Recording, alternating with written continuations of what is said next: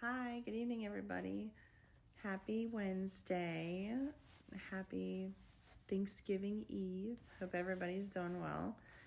I just wanted to hop on here and talk to you about a couple things tonight. I wanted to tell you one of the things that has really impacted my life, and I think about it, and I'm pretty grateful, is when I got pregnant with Tori, my firstborn. She's now 9. I have had high blood pressure since I was 16 years old and never knew I had it. And I was a career in tech, and in my culinary class in the locker room, you gotta get changed into your uniform and stuff. I was 11th grade, and I passed out in the locker room. I didn't know what happened and why it happened. I had no idea. And then I had to go to the hospital to figure out what caused it. And I was not allowed to take an ambulance. I had to be picked up.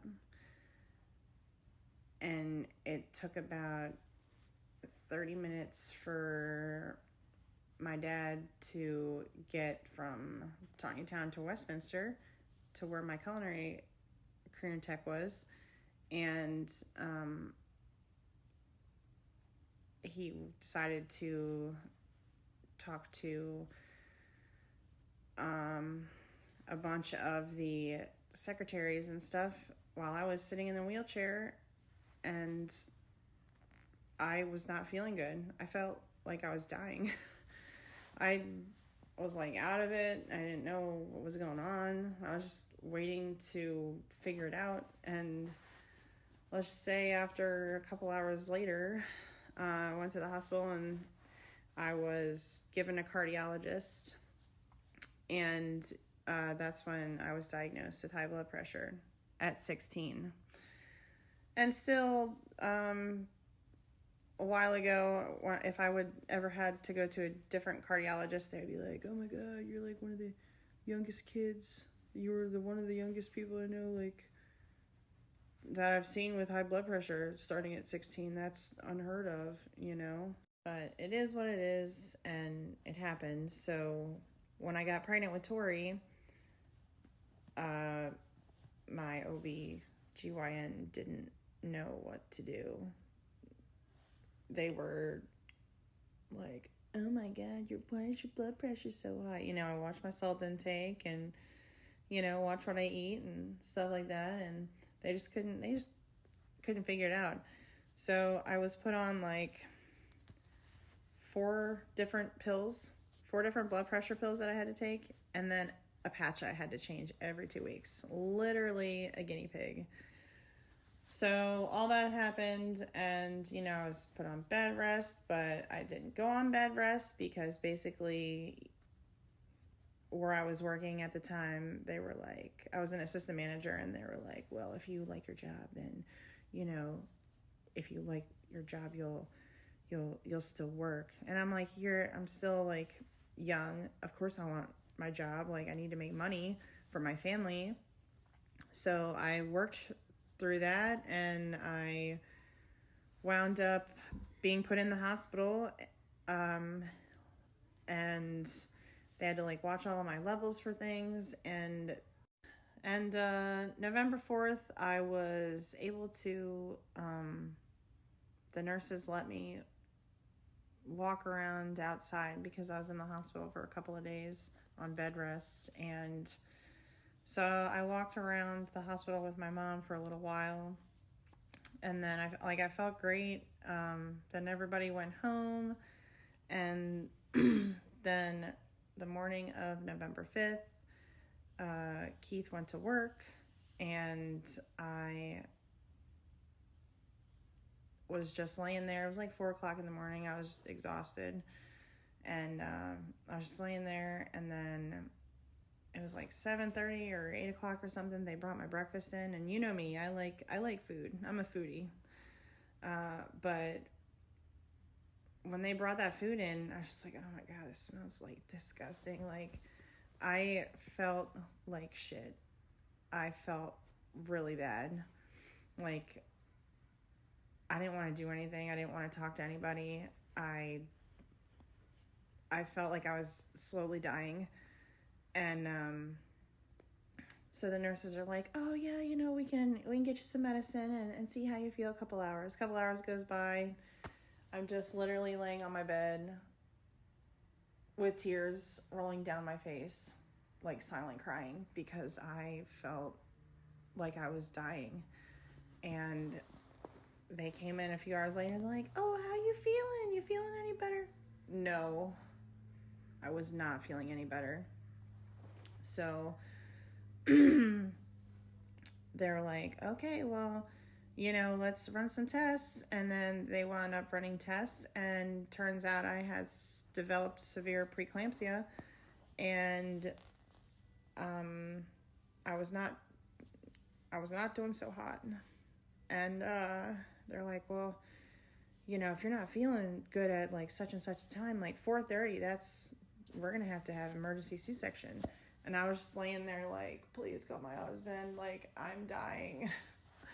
I didn't like I said, I didn't want to talk to anybody or be around anybody. I just wanted to part of me wanted to just lay there and hope for the best. But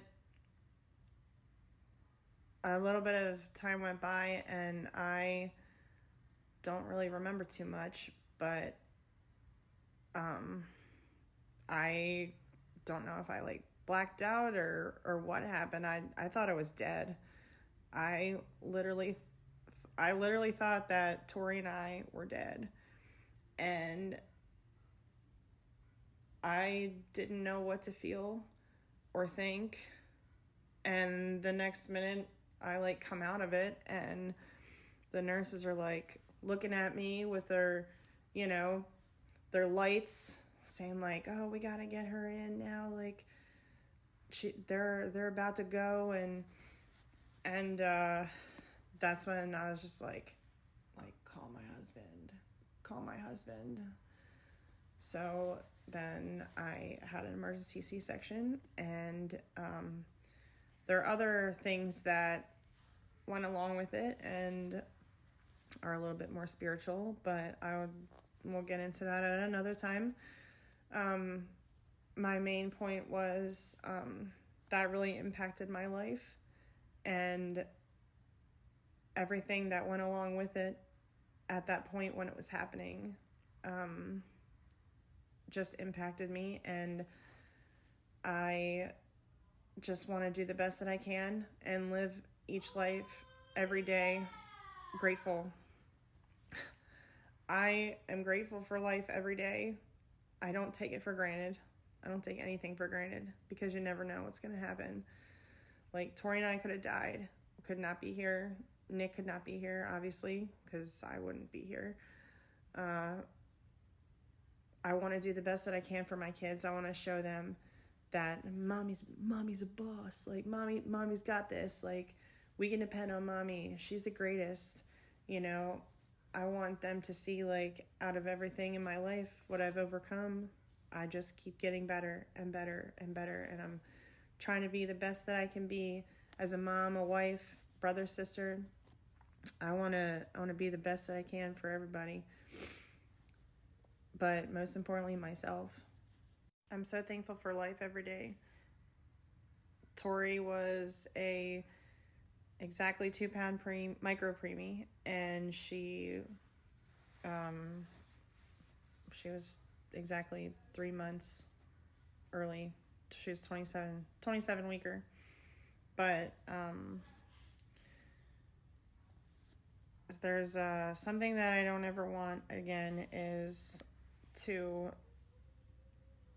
be in poverty, to experience not being able to go anywhere or do anything, and having things ripped away from you.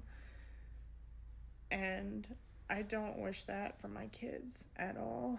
I don't wish that for my husband. I don't wish that for myself. That's why I'm just trying to be the best mom and wife that I can, best daughter, sister that I can right now. And I'm extremely grateful for life, and I'm so thankful for the people who are in it, and my friends, my family, everybody who's ever impacted my life. You know, God puts people into your life for a reason, and he takes them out for a reason. We don't know why, only he does. But Tori and I were meant to be on this earth still, and we're on earth for a reason. Part of me sometimes don't know why that reason is, but that is something that I'm still trying to figure out. But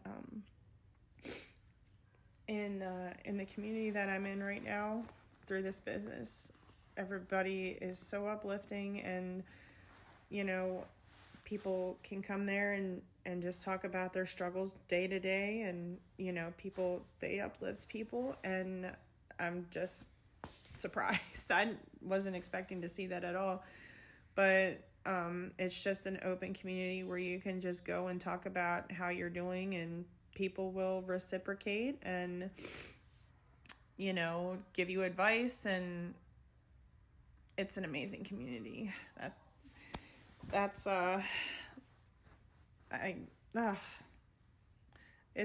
amazing.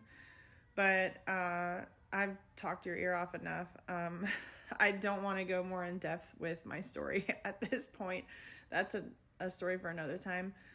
I hope everybody has a beautiful, wonderful, and blessed Thanksgiving. If you celebrate it, if you don't, have a lovely, lovely day. Enjoy your family, enjoy your friends, love each other. Have a great night.